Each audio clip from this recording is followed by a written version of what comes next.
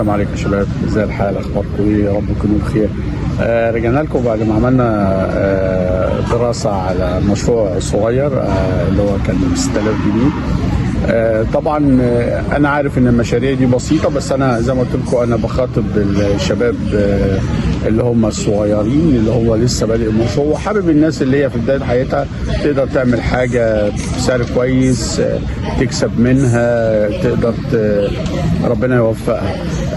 ربنا يوفق الجميع يا رب، ونقدر كده نخدم حد ويقدر يعمل حاجه يستفاد منها.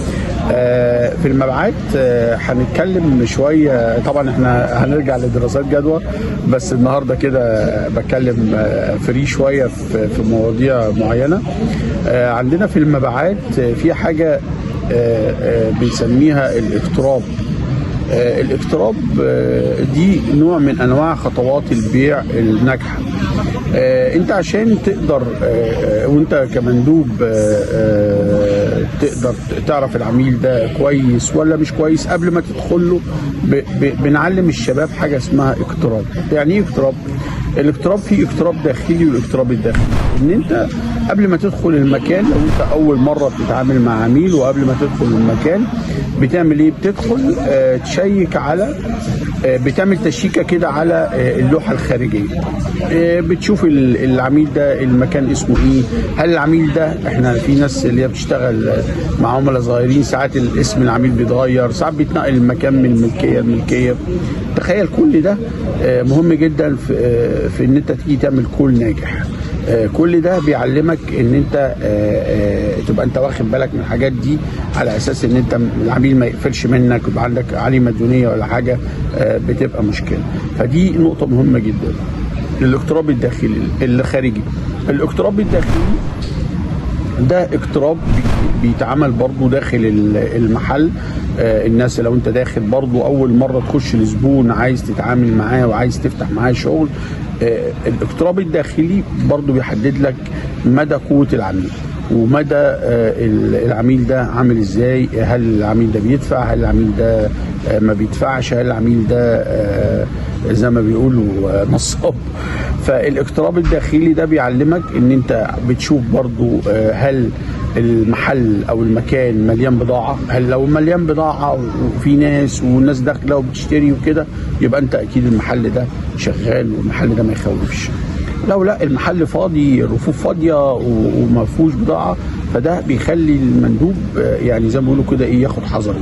لازم تاخد حذرك على طول. الاقتراب الداخلي كمان بيخليك تشوف المنافسين. هل المنافس بتاعك واخد مساحه كبيره اكبر منك؟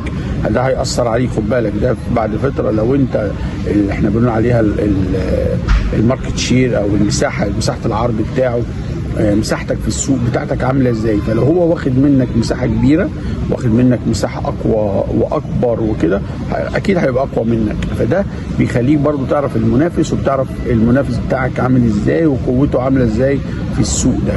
الاقتراب الداخلي بيخليك تعرف كمان اسعار المنافس. بتبص طبعا احنا كل ده كان بيتعمل في دقايق، يعني مش اقتراب داخلي تقعد تلف في المحل نص ساعه، لا ده هي بص يعني 3-4 دقايق في الاول كده خلاص.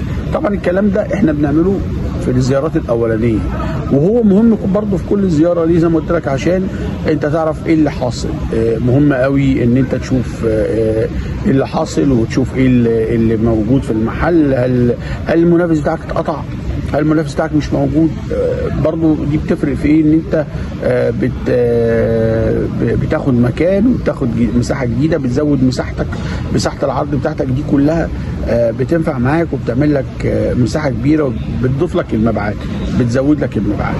فدي مهمه جدا ان انت تعمل الاقتراب الداخلي. ده مهم جدا.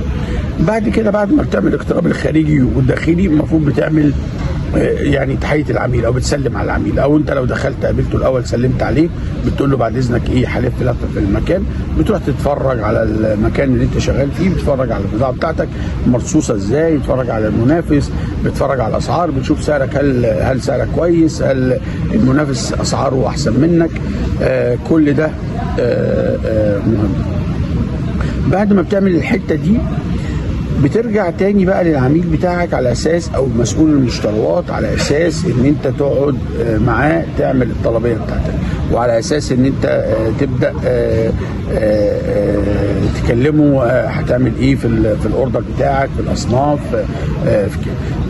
برضو احنا من الحاجات اللي احنا كنا بنتكلم فيها دايما للمندوبين المبيعات، ان انت لازم وانت بتشتغل بالكتالوج بتاعك، اللي هو ان انت بتفرجوا بيه الاصناف، البرزنتيشن بتاعك او البرزنتر بتاعك، لازم يكون انت اللي ماسكه في ايدك. اوعى وانت شغال مندوب مبيعات تسيب الكتالوج في ايد العميل. العميل هيعمل ايه؟ هيمسكه ويقعد يفر في الصفحات بتاعت اللي هي الاصناف بتاعتك، وغالبا هيديهولك وما بيهتمش. ليه؟ لان انت لازم على كل، احنا بندرب الشباب ان انت بتمسك الكتالوج بتاعك بايدك، انت اللي بتتحكم فيه، بيبقى معاك دايما قلم وورقه، القلم بتشاور بيه للعميل على الصنف بتاعك، بتقف على الصنف بتاعك اللي انت عايز تبيعه واللي انت عاوز تشتغل عليه، بتقف عليه شويه وتشرحه باستفاضه، على اساس ان انت تعمل بيه صنف انت مش عايز تبيعه، انت ما بتركزش عليه، او ممكن يكون صنف اوت اوف ستوك فانت ما بتركزش عليه، فايه بتستغل وقتك. فدي مهمه جدا، اللي هي التحكم في البريزنتر، التحكم في الكتالوج بتاعك.